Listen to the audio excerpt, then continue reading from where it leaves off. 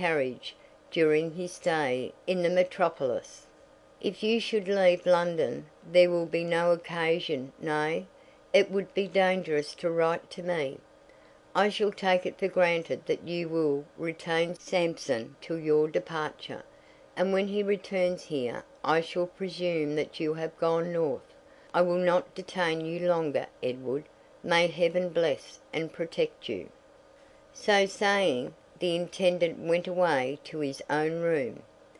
"Kind and generous man," thought Edward. "How much did I mistake you when we first met?" Taking up the letters and bag of money, which still remained on the table, Edward went to his room, and having placed the letters and money in the saddle-bag, he commended himself to the Divine Protector, and retired to rest. Before daylight, the sound of Sampson's heavy travelling boots below roused up Edward, and he was soon dressed. Taking his saddle-bags on his arm, he walked softly downstairs, that he might not disturb any of the family. But when he was passing the sitting-room, he perceived that there was a light in it, and, on looking in, that Patience was up and dressed. Edward looked surprised, and was about to speak when Patience said: "I rose early, Edward, because, when I took leave of you last night, I forgot a little parcel that I wanted to give you before you went. It will not take much room, and may beguile a weary hour. It is a little book of meditations. Will you accept it, and promise me to read it when you have time?" "I certainly will, my dear Patience, if I may venture on the expression, read it, and think of you." "Nay, you must read it, and think of what it contains," replied Patience. "I will, then.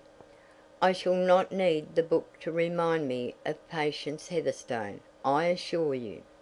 And now, Edward, I do not pretend to surmise the reason of your departure, nor would it be becoming in me to attempt to discover what my father thinks proper to be silent upon, but I must beg you to promise one thing."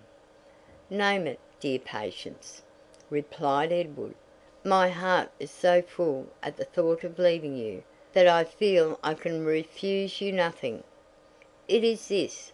I have a presentiment, I know not why, that you are about to encounter danger. If so, be prudent. Be prudent for the sake of your dear sisters.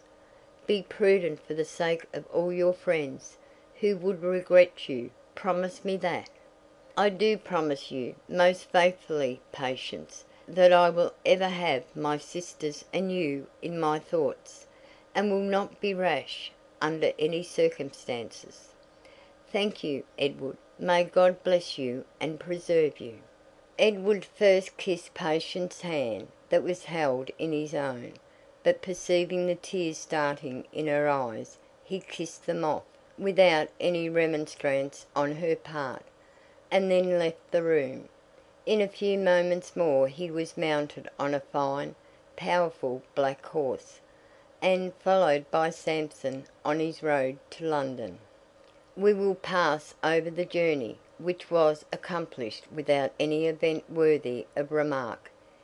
Edward had, from the commencement, called Sampson to his side, that he might answer the questions he had to make upon all that he saw, and which, the reader must be aware, was quite new to one whose peregrinations had been confined to the New Forest and the town adjacent.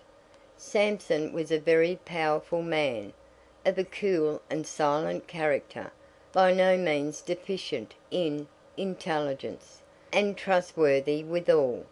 He had long been a follower of the intendant, and had served in the army. He was very devout, and generally, when not addressed, was singing hymns in a low voice. On the evening of the second day, they were close to the metropolis, and Sampson pointed out to Edward St. Paul's Cathedral and Westminster Abbey, and other objects worthy of note. "And where are we to lodge, Sampson?" inquired Edward. "The best hotel that I know of for man and beast is the Swan with Three Necks, in Holborn. It is not over frequented by roysters, and you will there be quiet, and, if your affairs demand it, unobserved." "That will suit me, Sampson. I wish to observe and not be observed during my stay in London." Before dark they had arrived at the hotel, and the horses were in the stable. Edward had procured an apartment to his satisfaction, and feeling fatigued with his 2 days' travelling, had gone to bed. The following morning he examined the letters which had been given to him by the intendant, and inquired of Sampson if he could direct him on his way. Sampson knew London well, and Edward set out to Spring Gardens to deliver a letter, which the intendant informed him was confidential, to a person of the name of Langton. Edward knocked and was ushered in, Sampson taking a seat in the hall, while Edward was shown into a handsomely furnished library, where he found himself in the presence of a tall, spare man, dressed after the fashion of the Roundheads of the time. He presented the letter. Mr. Langton bowed, and requested Edward to sit down, and, after Edward had taken a chair, he then seated himself and opened the letter. "You are right welcome, Master Armitage," said Mr. Langton. "I find that, young as you appear to be, you are in the whole confidence of our mutual friend, Master Heatherstone. He hints at your being probably obliged to take a journey to the north, and that you will be glad to take charge of any letters which I may have to send in that direction. I will have them ready for you, and, in case of need, they will be such as will give a colouring to your proceeding, provided you may not choose to reveal your true object. How wears our good friend Heatherstone and his daughter?" "Quite well, sir." "And he told me in one of his former letters that he had the daughter of our poor friend Radcliffe with him. Is it not so?" "It is, Master Langton, and a gentle, pretty child as you wish to see." "When did you arrive in London?" "Yesterday evening, sir." "And do you purpose any stay?" "That I cannot answer, sir. I must be guided by your advice. I have naught to do here, unless it be to deliver some 3 or 4 letters given me by Mr. Heatherstone." "It is my opinion, Master Armitage, that the less you are seen in this city the better. There are hundreds employed to find out newcomers, and to discover, from their people or by other means, for what purpose they may have come. For you must be aware, Master Armitage, that the times are dangerous, and people's minds are various.